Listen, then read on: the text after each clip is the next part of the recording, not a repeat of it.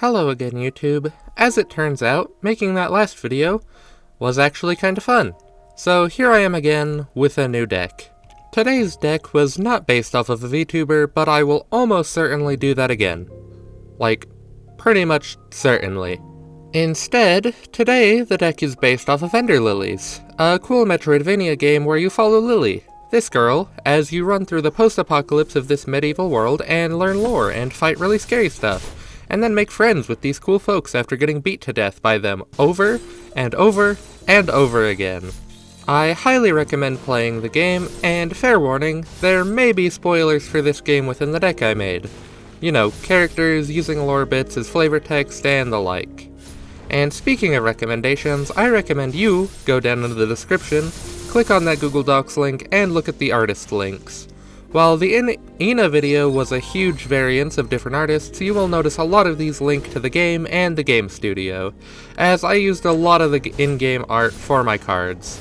I also used a lot of Ayumi Yamada art, who did the cutscene art, because the cutscene art is really cool.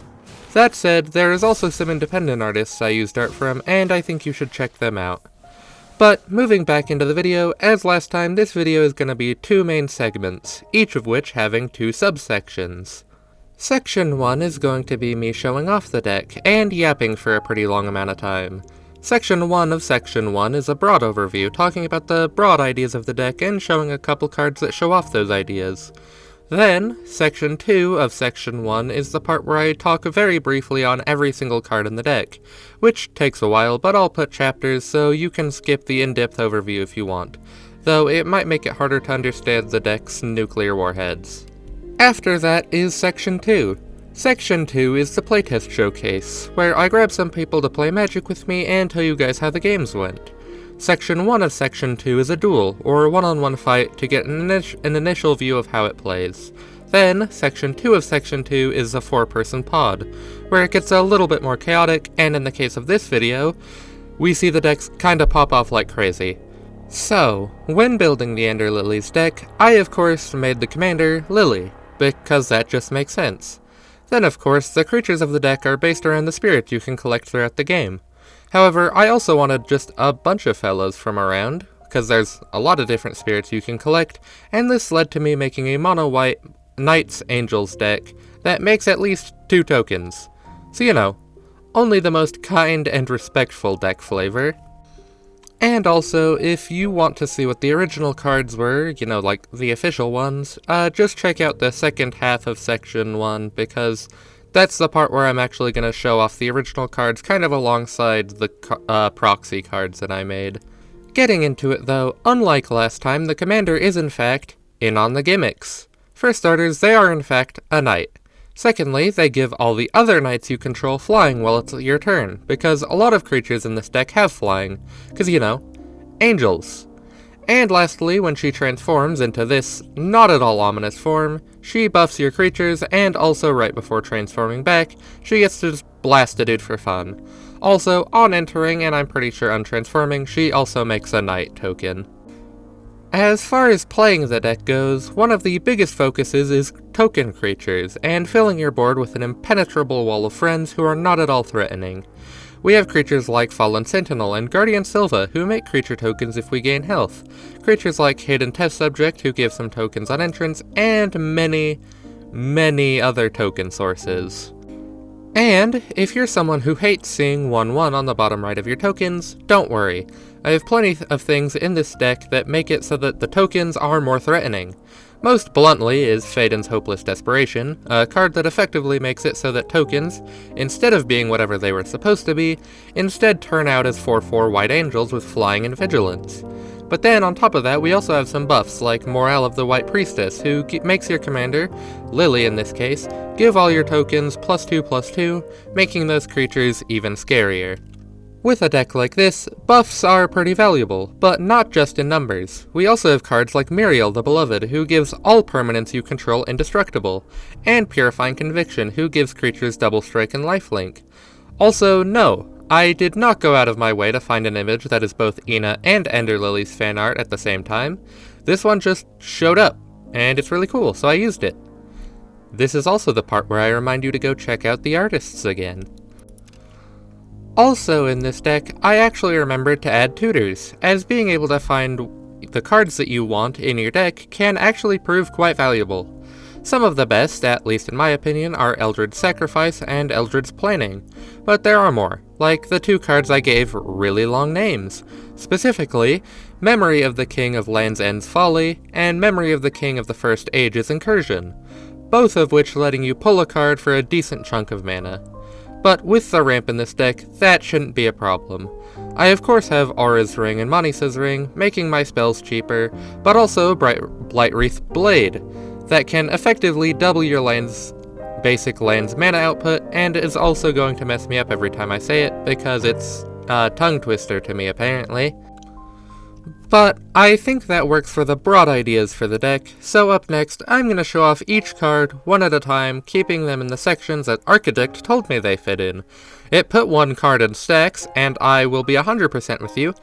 I have no idea what that word means, but I'll trust the categories, I suppose. First, the Commander, who we already spoke about. Lily, the White Priestess, buffs with keywords and numbers, and that's pretty cool. Now moving on to sections. First are Anthem cards, which, based on my understanding, probably means mass buff cards. The first card in this section is Blighted Reinforcement, an enchantment that gives all of your creatures +1/+1. Pretty simple. After that is Morale of the White Priestess, which we brought up before also. It's a legendary enchantment that gives your commander, in this case Lily, a feature that makes them give creature tokens you control +2/+2. Considering the amount of tokens in this deck, that can be quite helpful. Next is Umbral Knight's Loyalty. It's a legendary artifact that usually costs 4 and 2 white, but it costs 1 less generic for each knight you control. While in play, it gives your creatures +1/+1, and also makes it so that whenever you cast a legendary spell, you also make a 2/2 knight with Vigilance. And, while this is not something you would normally do unless you have literally nothing else to be doing, you can also spend 3 and a white, tapping the artifact to make a 2/2 knight with Vigilance also. And lastly in Anthems, we have Purifying Conviction. It's an enchantment that gives your creatures double strike and lifelink, which is pretty neat I think. Also yes, this is the card that ended up having Ina on it. Then, the one card it calls a blink card is Traveling Priestess. This one might be cheating for the theme since technically they're from the sequel game, but we don't worry about that. Anyway, she's a creature who has flash and flying, and when they enter, they exile a non-angel creature you control, before immediately bringing them right back. After that, we have some card draw, as having cards is quite helpful. The first of them is the Cathedral, an enchantment that allows you to pay 2 when you gain life to draw a card, or also pay 3 and 1 white to make a 1/1 white soldier with lifelink if you need. Then we have Deathless Elixir, an artifact that lets you draw a card on your end step if your life total is greater than your starting life total. And of course, to help that happen, if you don't get to draw a card, you instead get to gain 2 life. Last card, technically in the card draw segment, is Ruined Castle. First, it apologizes to the Professor as it makes you the Monarch when it enters.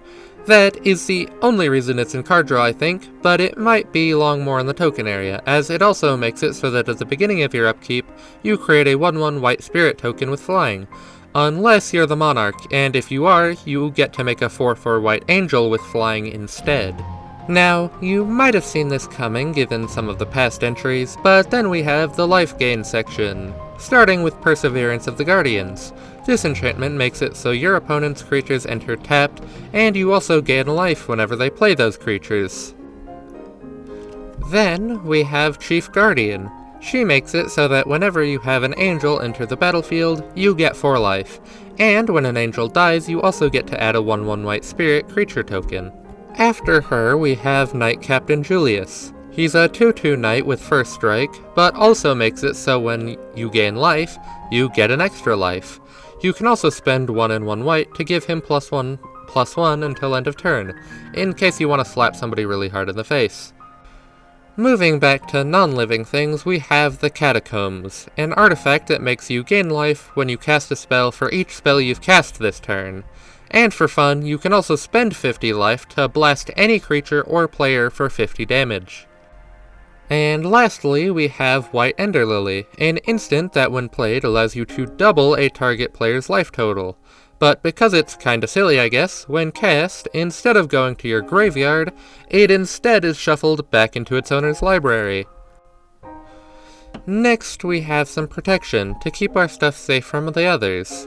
We get Perfect Counter, an instant that costs 2 and 1 white, unless you control a commander, in which case it is literally free, and when played it gives your creatures indestructible until the end of the turn.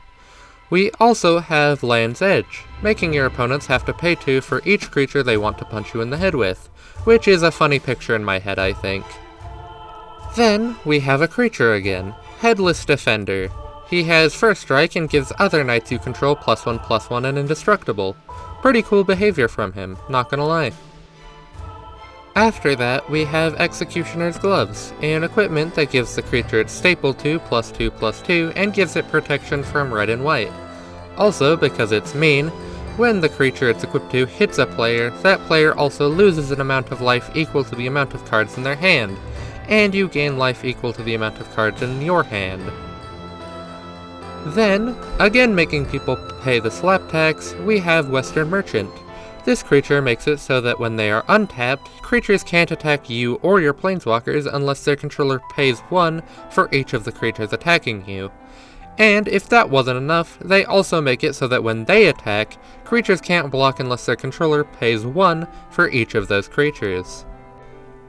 After that fun stuff, we have Dark Witch Eileen. She makes all of your creatures have flying and indestructible, and while she costs 4 and 3 white to cast, you can also just cast her for 1 white and tapping 4 creatures you control that already have flying. Lastly in protection, and on a similar note, we have Muriel the Beloved. She's an 8/8 flying vigilance and indestructible angel, who also gives all of your permanents indestructible too. Though she is a little bit expensive. Then, Architect once again is telling me I only have 1 card in this category, and it has Guardian Secret in Pump. She's a pretty simple 2/1 knight with protection from black, and Exalted, giving your soul attacker a little buff when they attack on their own. Then we have our ramp. As if you couldn't tell, I put a lot of high mana value cards in this deck again. First half of ramp is mana reduction, starting with Aura's Ring, just an artifact that reduces white spells cost by 1 generic mana. On a very similar note, we have Manisa's Ring, an artifact that makes white creature spells cost 1 less generic mana. But also, when you cast a creature, you also get a 1/1 white warrior token with vigilance as well. And last on mana reduction, we have Garrod, the Elder Warrior. Garrod has flying, and whenever Garrod attacks, he gets a +1/+1 counter. However, additionally, and the reason he's in this section, is that for each +1/+1 counter on him, all angel and human spells you cast cost 1 less to cast. Moving into ramping by getting more mana, we have Honir, Keeper of the Abyss. He also kinda fits in token making, but we won't worry about that, because if I put everything that made tokens in that section, like 90% of the cards in this deck would be in there. First off, he makes it so that on each opponent's end step, if that player has more creatures than you get a 1/1 white soldier token. And then, the ramp part of the card is that also at the beginning of each opponent's end step, if they have more lands than you can search your library for a basic plains card and put it onto the battlefield tapped. Gotta keep things balanced after all. After that, we have Red Ender Lily, a legendary artifact. When you tap it, you choose a color and add an amount of mana of that color equal to your dedication to that color. So basically, you tap it, count the amount of white mana pips that are on the top of the cards on your battlefield, and add that much white mana. And if that didn't get you enough mana, we have Blight-Wreathed Blade, an artifact that makes you choose a color when it enters. We will of course be choosing white, and so all white creatures we control get +1/+1, and whenever a land ability would give me mana of the color, in this case white, you get an extra. Technically also in ramp, but frankly mostly here for the +1/+1 counters, we have Castletown Maiden. She gives angels you control +1/+1 counters when they enter of an amount equal to the amount of angels you already had. So if you already had 5 angels on the field when you cast another angel, suddenly that angel that just dropped in gets 5 +1/+1 counters. But She can also be tapped for 1 white mana that can be used to cast angel spells, which is fitting. After that, we have the only card it put in the recursion category, the Luminant Aegis Kiro card. This is an equipment that gives the creature it's equipped to +2/+2 and protection from white and from black. Additionally, when the creature holding this item deals damage to a player, you gain 3 life, and you can return a target creature from your graveyard to your hand, which is nice. Anyway, the next actual big category is tutors, because I actually remembered to add them this time. First, we have Eldritch Planning. Spend 1 white mana to move an artifact or enchantment from your library to the top of your library after shuffling your library. Right after, and in a similar vibe, we have Eldritch Sacrifice, a sorcery that allows you to search for an enchantment, reveal it, and put it in your hand. Then, we have a fun one. We have Broken Music Box. By spending X and tapping the music box, you can search your library for a creature that costs X or less, reveal it, and put it in your hand. Then, last before the two with really long names, we have the Elder Crypt Keeper. This fella has first strike, but that's not really what we care about. Instead, when they enter the battlefield, you get to search your library for a legendary card, reveal it, and put it in your hand. Very neat. First of the long names is Memory of the King of Land's End's Folly. It's an artifact that can be tapped along with 6 mana to search your library for a card to put in your hand. Just any card, which is very nice. And last but not least, we have Memory of the King of the First Ages Incursion. Also an artifact, it can be tapped along with spending 8 mana, and instead of putting a card in your hand, it allows you to grab any permanent from your library and just put it straight on the battlefield.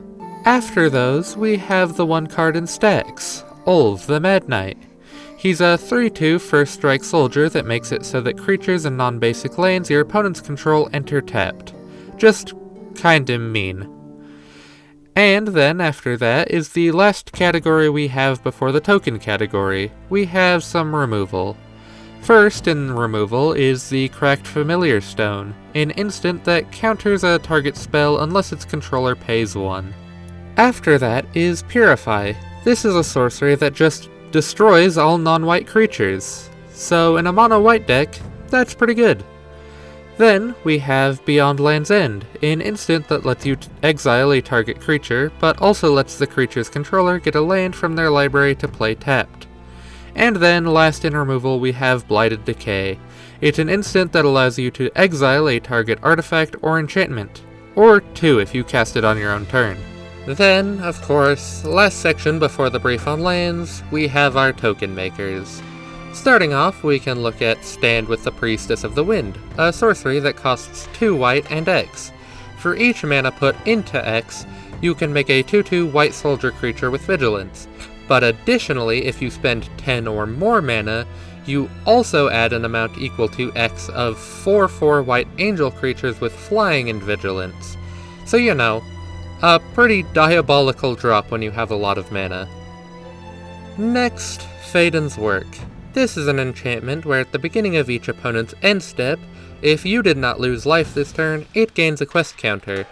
Then, if this enchantment has 4 or more quest counters on it, you can spend 1 and 1 white to create a 4/4 white angel with flying, which is pretty cheap for that good of a creature, but you do need those quest counters, so it can be a bit tricky if your friends don't want you to be doing that.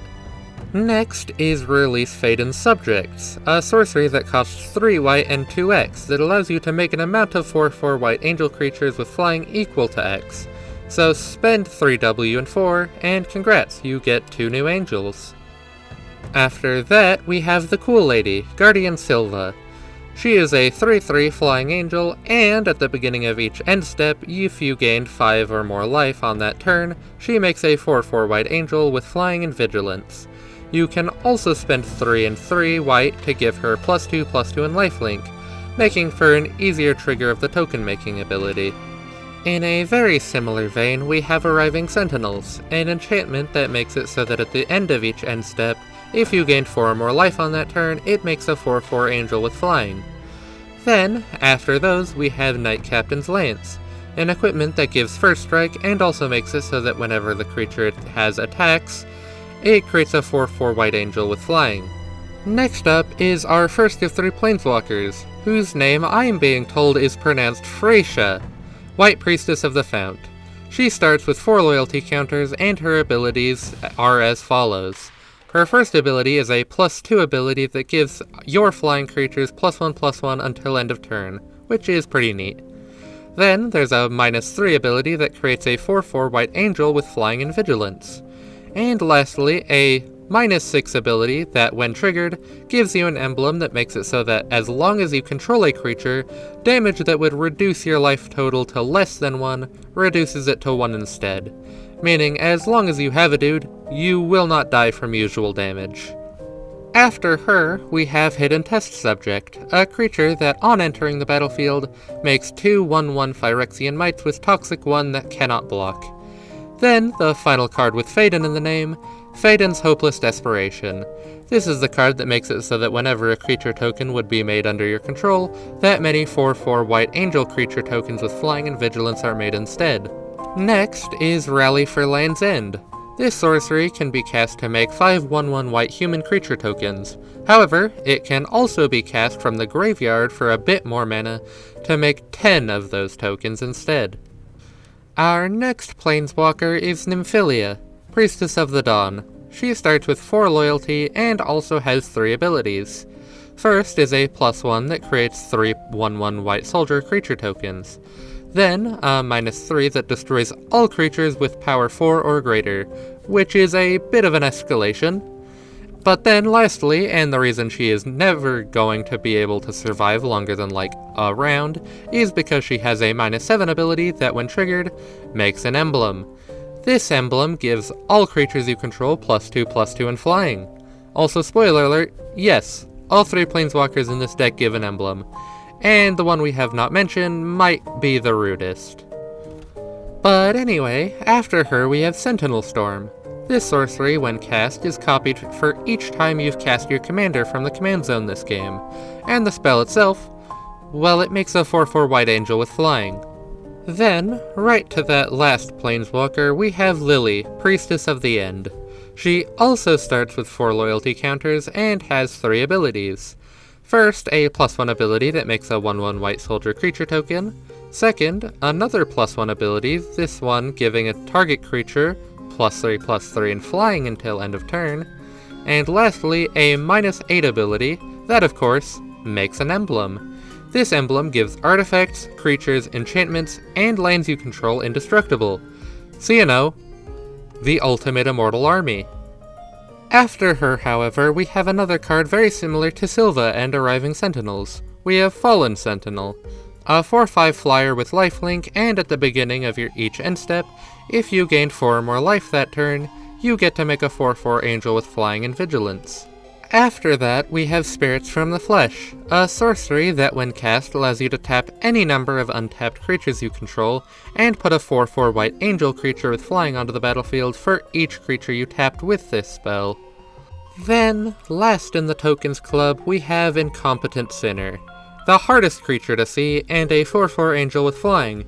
And because he's chill like that or something, at the beginning of your upkeep you may put a 1/1 white spirit creature token with flying onto the battlefield. And then, last section, we have a brief on lands. First, Twin Spires. It enters tapped unless you control a plains, can be tapped for 1 white, and if you spend 2 and 2 white, as well as tap Twin Spires, you can create a 1/1 white human creature token. You're probably never going to be doing that, but it's an option. After that, we have Verboten Domain. This one always enters tapped, and can also be tapped for 1 white mana. However, at the beginning of your upkeep, if you have 7 or more plains, you can return a target creature card from your graveyard to the battlefield. Which is kinda fucked up, not gonna lie. Then is the Throne Room. It can be tapped for a colorless mana, or it can be tapped along with 1 and 1 white to put a target enchantment card from your graveyard on top of your library. Fourth up, we have Witch's Thicket. It enters tapped and can tap for a colorless, but it can also be sacrificed for 2 mana to let you search your library for 2 basic lands that share a land type. In the case of this deck, 2 plains, and you get to put both of them on the battlefield tapped. Next, and probably the strongest land here, at least for mana, is the Abyss. This land can be tapped to add 1 to your mana pool, or alternatively, can be tapped when you spend 2 mana to add a number of mana equal to your dedication to a chosen color. In this case, probably white. Once again allowing you to get mana equal to the number of white mana symbols on your card costs. Then, last special land, we have the White Parish, a land that can be tapped for 2 colorless, though it can only be activated when you control 5 or more lands. Then, of course, we have a solid 37 basic plains. All tallied up, this gives me a deck with 13 artifacts, 17 creatures, 10 enchantments, 6 instants, 43 lands, 3 planeswalkers, 7 sorceries, and 1 commander for the 100 card deck. Though of course there's also 26 tokens and the 3 emblems, for an additional 29 cards, and I don't think that counts the Monarch token that you also need. And with all that sorted, that is the deck overview done. So next up is the playtests. Moving into the playtests, I actually have a second deck this time. Should I have still used the same deck for the 1v1 to show off this deck more? Maybe. But I didn't. And if you have a problem with that, you can tell me in the comments, I guess. But I might ignore you if I feel like it, because I can. Anyway, I flip a coin, winning because coins love me, so I go first, and get to play the new Ender Lilies deck that you just watched me yap about. Meanwhile, the creature, FL, will try and claim vengeance with the Ina deck yet again. So of course, we draw 7 cards and move to turn 1. Of course, turn 1 is boring. I don't get to draw, but play a plains and then pass. FL draws, plays a forest, and then passes also. Then turn 2, mildly more exciting. I, Lathe, draw Incompetent Sinner, who is too expensive for turn 2, so let's forget about that. I instead play the Throne Room. Then I tap a white and 1 to play Phaeton's Work before passing. Then FL. She plays Woodland Cemetery, then, the ramp whore she is, taps a green and 1 to play Rampant Growth to play an island from her library. Then FL passes. However, since I didn't take damage, Phaeton's Work gets a counter, which I will not announce every time, just like I won't continue to announce drawing. On turn 3, I draw and play a plains, and then tap 3 to play Manisa's Ring. FL draws and plays an island, tapping a green and 3 to play the nefarious Hooded Takodachi before passing. I once again draw and play a plains, then tap 2 white and 2 to play Garad, the Elder Warrior, who would have costed 1 more, but I got a cool ring, and the cool ring also gives me a 1/1 white warrior token, so that's neat. Unfortunately, Hooded Takodachi gets a counter since I cast a spell, but if I announce it every time I'll lose my mind, so I won't. Then I pass. FL played Temple of the False God, tapped a green and 1 to play Ninomae Acolyte, then tapped 1 green and 1 to play Gigi Gauntlet. Uh-oh. And then they tapped 2 to equip the gauntlet onto Hooded Takodachi. Uh-oh. FL, deciding violence is funny or something, swings said Hooded Takodachi right into my skull. I, a kind leader, have Garad face block that, making me take no damage, confusing FL and killing my boy Garad. But I'm sure that's fine. I once again, due to the power of too many lands maybe, draw and play a plains. Then I tap a white and 2, 1 less because of my bling, to play my commander, Lily, the White Priestess. The ring makes a 1/1 white warrior again, and on entering, Lily makes a 2/2 white knight. Therefore, I am probably fine until I won't be. FL plays a forest, and after like 5 minutes, decides not to swing, because they value their friends too much. This is a flaw I will be taking advantage of. Now on to my turn again, I finally fail to draw land. Very sad, but instead I tap 3 to play the Luminant Aegis Curio, and then tap 2 to give it to Lily. Of course, I then have Lily deck FL in the head. It's my turn, so Lily is flying, and FL has no flying fellas, so can't block. FL takes 5 commander damage, down to 35, and due to the wonderful Aegis, I gain 3 life, up to 43, and also get to drag Garad from my graveyard back to my hand, but then I pass. FL, by her own words, remembering how to count, taps a black, a green, and 5 to play Machodachi, After playing Macho, FL taps Ninomae Acolyte so she can give Machodachi a +1/+1 counter. Then, on enter, Macho proliferates twice, adding more +1/+1 counters.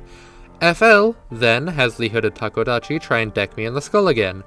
I block with my poor tokens, 2 1/1s and a 2/2, however the nefarious Hooded Takodachi is currently in 8/11, so he kills all my tokens, and still deals 4 damage to me.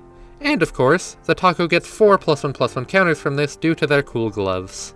Back to me, I draw and play Plains, because of course. Then I tap 2 white to play Chief Guardian, getting a new 1/1 white warrior. Then I tap 2 white and 2 to play Garad, the Elder Warrior, getting another 1/1 white warrior. Garad is also an angel, so due to Chief Guardian I also get 4 life. Then, like a winner, I deck FL with Lily again, and once again, they can't fly, so FL takes 5 more damage, I gain 4 more life, but unfortunately, there is no dead bodies in the graveyard, so I can't steal one. But that is all, so I pass.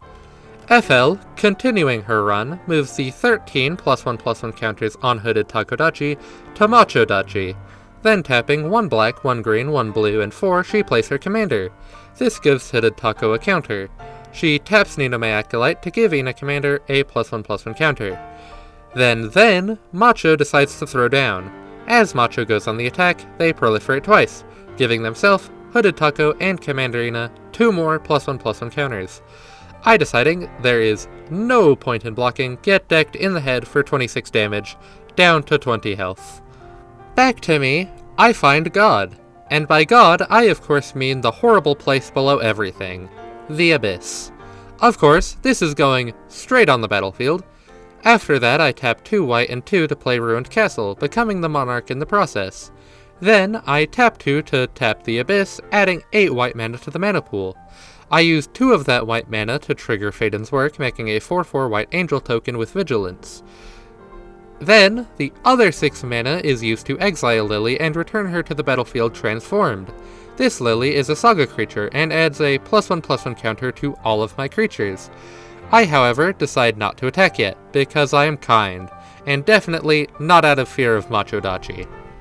FL, in return for my kindness, has the Hooded Taco give Ina 2 +1/+1 counters and Ninomae Acolyte 1. After that, they play a Swamp, tap 2 to play Talisman of Dominance, and then tap 2 to put the Gigi Gauntlet onto Machodachi.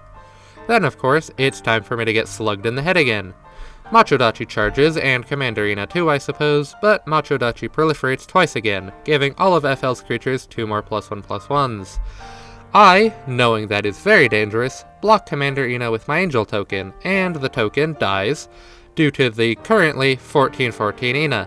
Then, I block Macho with 2 2/2 warriors and the Chief Guardian.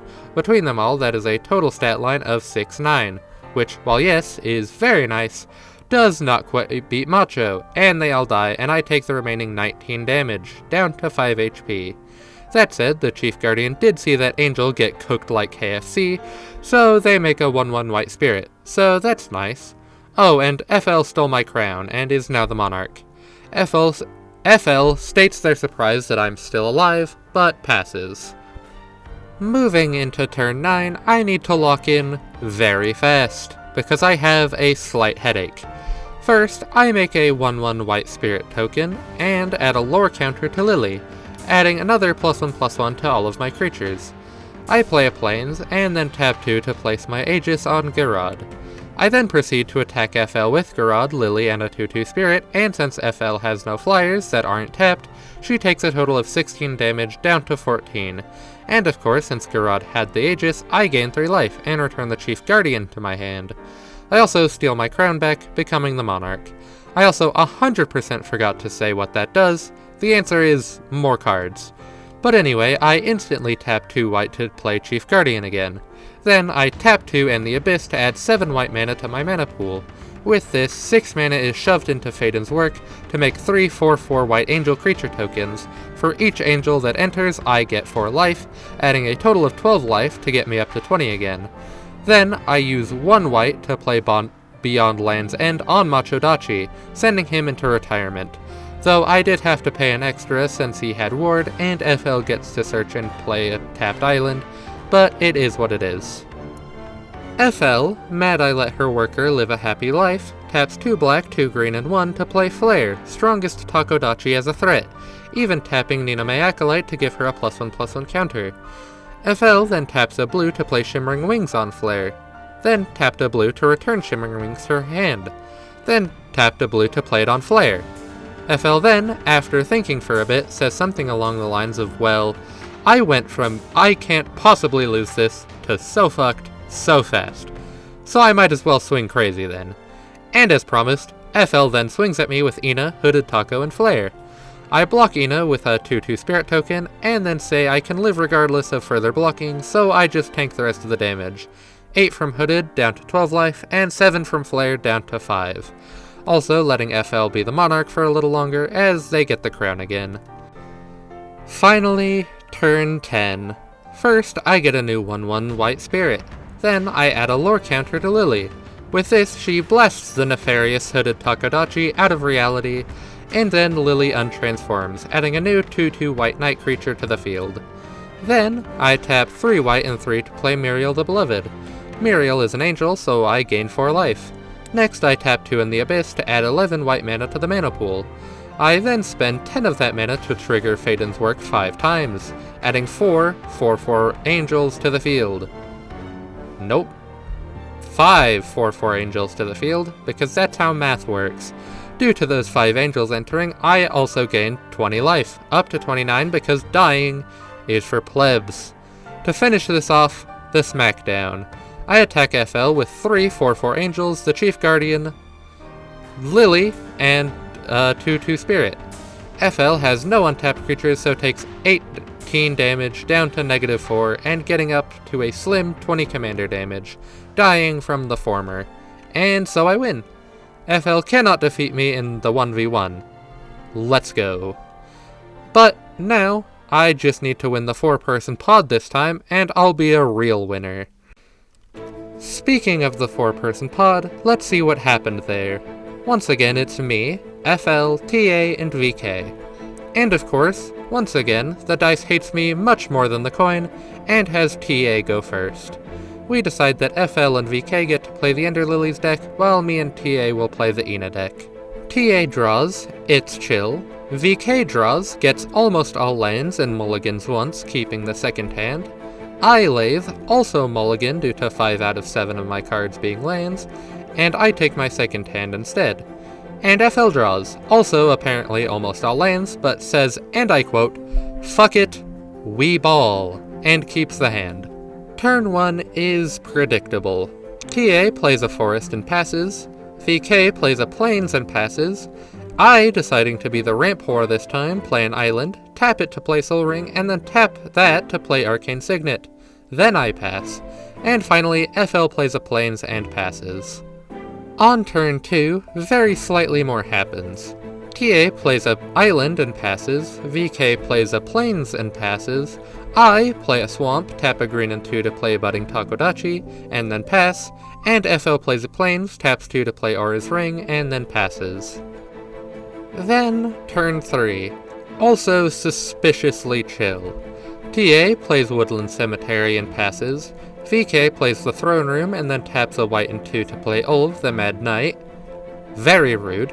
I tap a green and 1 to play Farseek, to play a tapped island, deciding not to attack as I already feel like I'm gonna be a target, and then FL plays a plains, and then taps a white and 2 to play Lily, the White Priestess. This is 1 cheaper due to Aura's Ring, and creates a 2/2 White Knight. However, both Lily and the Knight enter tapped due to VK's Ulv. On to turn 4, stuff begins occurring. TA plays a swamp, taps 1 to play Soul Ring, and then taps a green, a blue, and 3 to play Shimmer of Gura, who is cool but enters tapped due to VK's Ulv. VK plays the chill land, the Abyss, and then taps a white and 2 to play Land's Edge to keep people from slapping them too much. I play an island, tap a blue, a black, and 4 to play a very cool friend, Kumomane, the Retainer, who enters tapped but then immediately steals the source of this tapping, Ulv. You're my friend now. Also, Budding Takodachi evolves since Kumomane is bigger, so Budding Taco gets a +1/+1 and makes a copy of itself. Very funny. Then, as a friend would do, I slap TA with Budding Takodachi.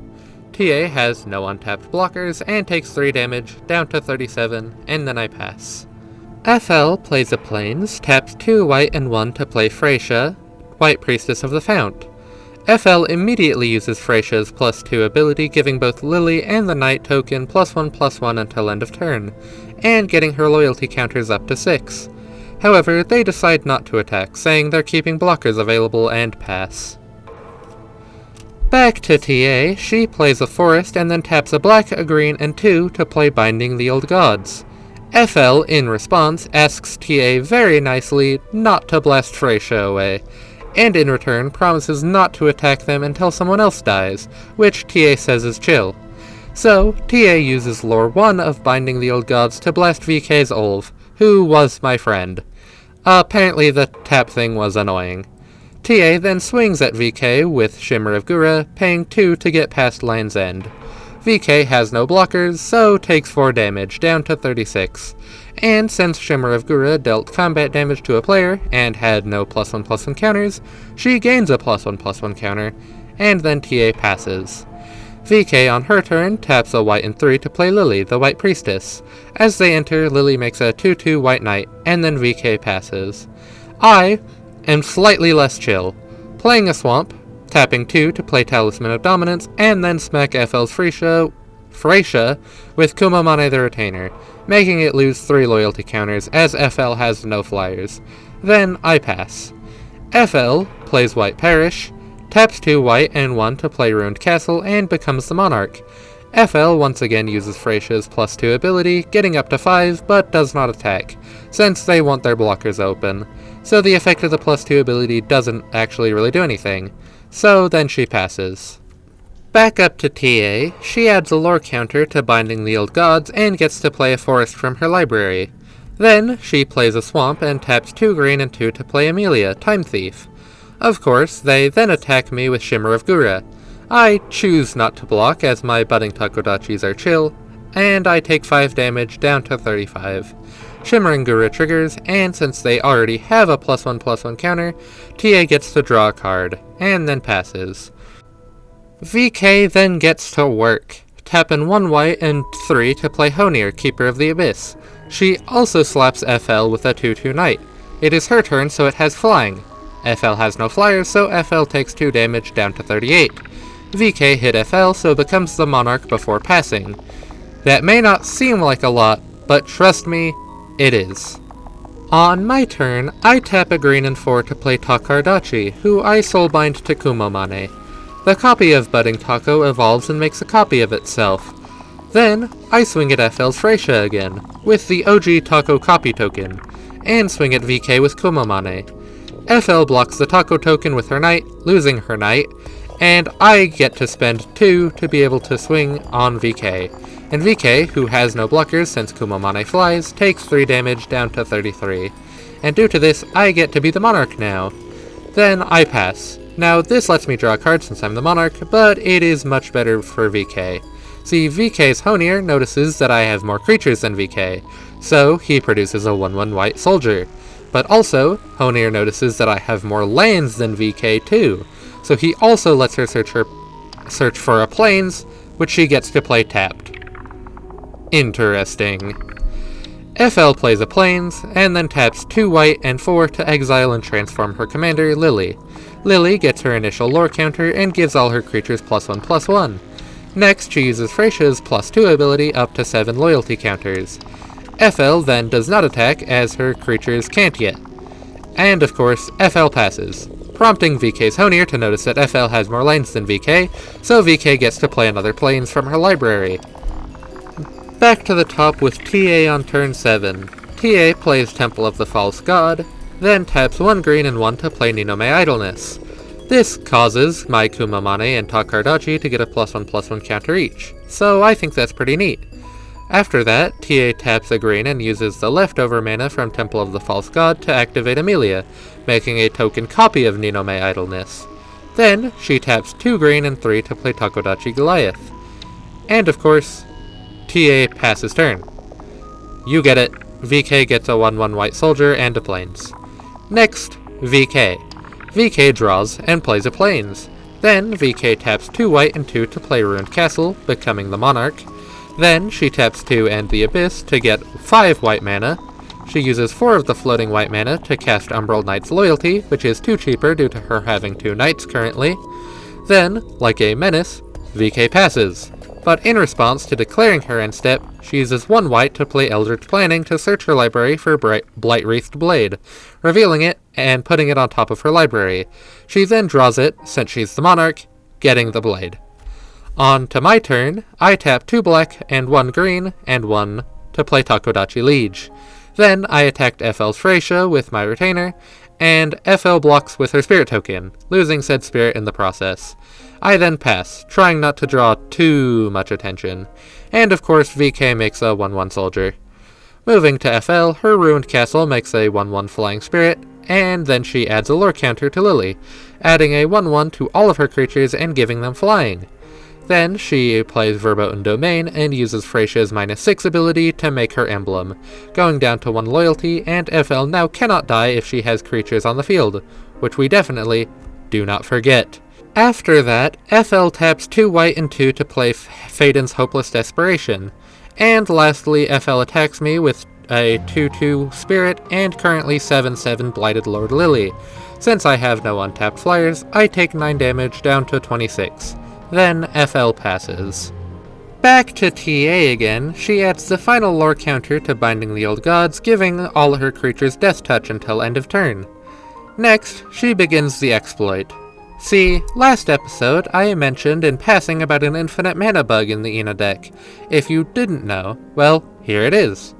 TA taps a blue and 2, playing Freed from the Real onto Ninomae Idleness. After that, she taps 2 green and 3 to activate Idleness's Adapt 3 ability, giving her 3 +1/+1 counters, which buffs them, yes, but also allows her to tap for extra mana. Between these two things, infinite mana can be achieved. See, Idleness taps for 3 blue mana. Then, using 1 of that floating blue, she can untap Idleness, then repeat. Tap for blue, untap, tap, untap, repeat until infinite blue. Then, tap Idleness for other mana colors, using the blue mana to untap between steps. TA first uses this to play her commander, though due to Guardian's Perseverance in FL's battlefield, she enters tapped. Then, even with infinite mana at her fingertips, TA decides to pass, saying that all the boards are a bit too scary to attack at the moment.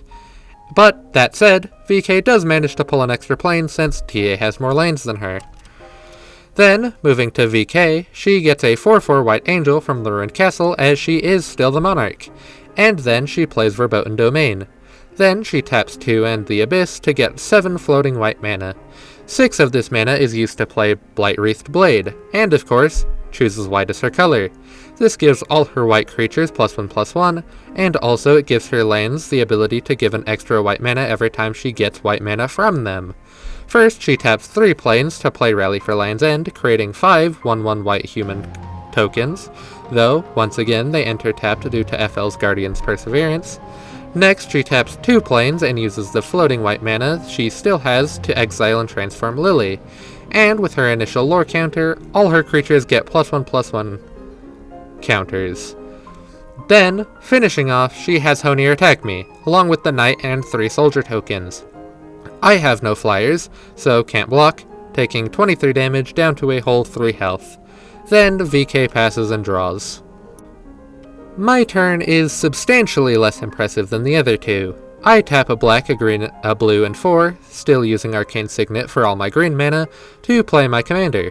She enters tapped, and I still don't have any targets in my graveyard, and I'm under the impression that I'm very screwed. So, since I'm screwed, full swing at FL for fun. FL blocks Kumomane with a 2/2 spirit token that dies, and FL takes the remaining 28 damage, down to 10. Then I pass, and VK doesn't get to leech off me. Great! FL time. She gets a 1/1 spirit from a Ruined Castle, adds a lore counter to Blighted Lord Lily, and after much deliberation decides to destroy VK's Land's Edge, hoping to live long enough to actually be able to attack VK. Then, of course, she exiles her Lily and returns her to the battlefield face up, creating a 2/2 Knight token. Next, she uses Freysha's +2 ability to give her flying creatures +1/+1. Then she taps 1 white to play Guardian Sigrid. Next, FL passes, saying everyone else is way too scary, and she does not have the board to stop people from hitting her back. Alright, turn 9. This is going to be slightly long-winded because this is the point where TA and VK remind me and FL that this is their game. First, TA. She plays a forest, and then plays Kumamane the Retainer to steal FL's Western Merchant, though Kumamane does enter tapped still.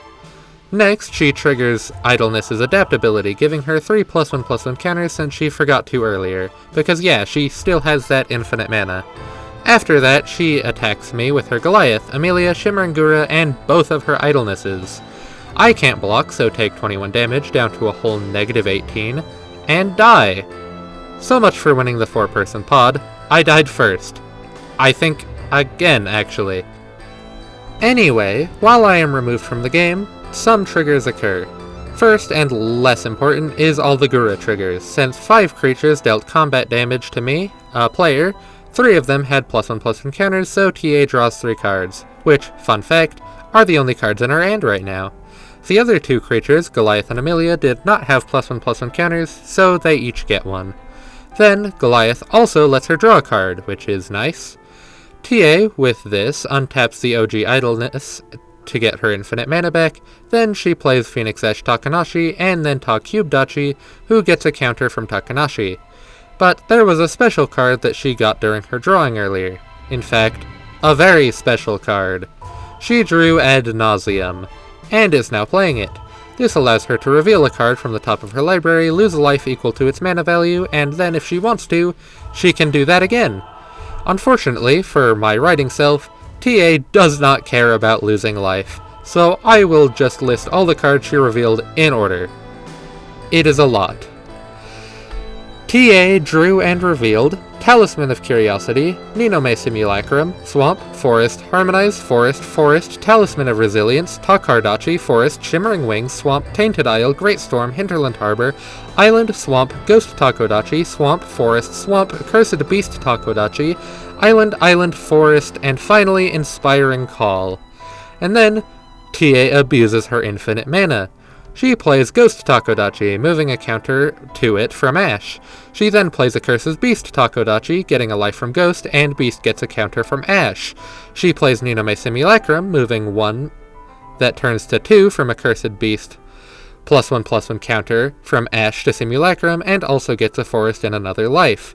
Yay! She plays Takardachi, soul bonded with Commander Ina, getting a life. She plays Talisman of Resilience, she plays Talisman of Curiosity, she plays Harmonize, drawing Takodachi Liege, Rampant Growth and Branching Evolution. She plays Takodachi Liege, she plays Branching Evolution, she plays Inspiring Call, giving her creatures with +1/+1 indestructible until end of turn, and draws a card for each creature with a +1/+1, which lets her draw Aspect of Lathe-Chan, Kumamane, Island, Cultivate, Budding Takodachi, Munition Advantage, Tome of the Ancients, Void Takodachi, Hooded Takodachi, and Inexorable Tide.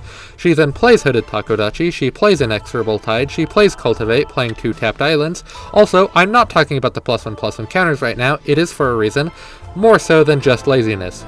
She plays Rampant Growth for a tapped swamp, she plays Aspect of Lathe-Chan, she plays Kumamane, she plays Munition Advantage, she plays Budding Takodachi, she plays Tome of the Ancient Ones on her commander, she plays Void Taco. Then, the reason I wasn't talking specifically about how many +1/+1 counters creatures have. She plays Shimmering Wings, then returns it to her hand, then plays, then returns, over and over and over and over and over, a theoretical infinite amount of times. She leaves it on the OG Idleness, and then she plays Great Storm, which proliferates, and also does that again for each time she casts a spell.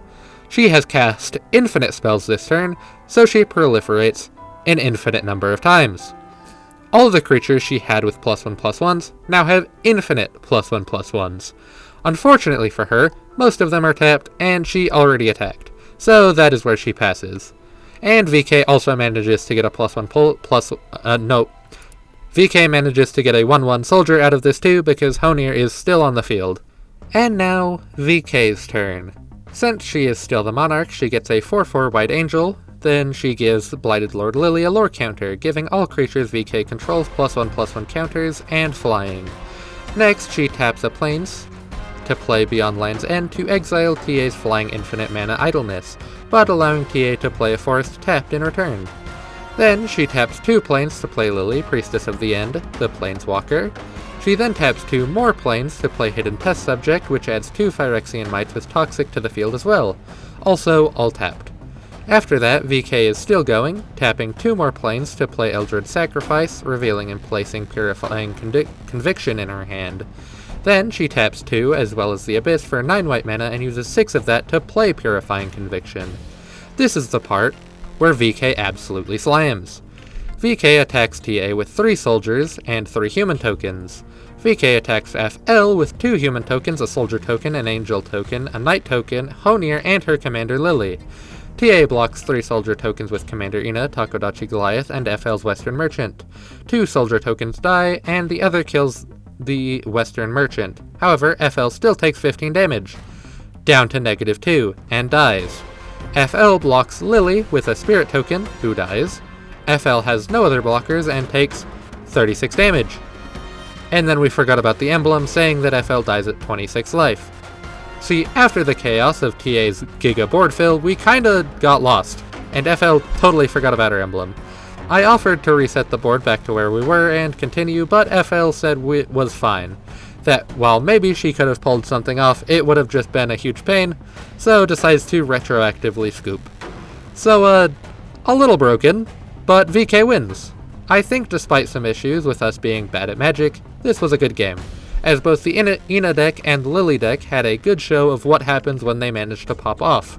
But yeah, that's the playtests. So yep, that's all. If you got here, thanks. When I made the Ina deck video, I said I might not make another since it was just for fun. But it is, in fact, quite fun. So I'll probably make a few more of these, though maybe more spread out. We'll see. If you want to support, it would be appreciated, but not really necessary since this is more so a passion project than anything else. But for now, that should be all. Remember to check out the artists in the description, and if I see you again, I'll see you then. So, for now, I'll see you another time.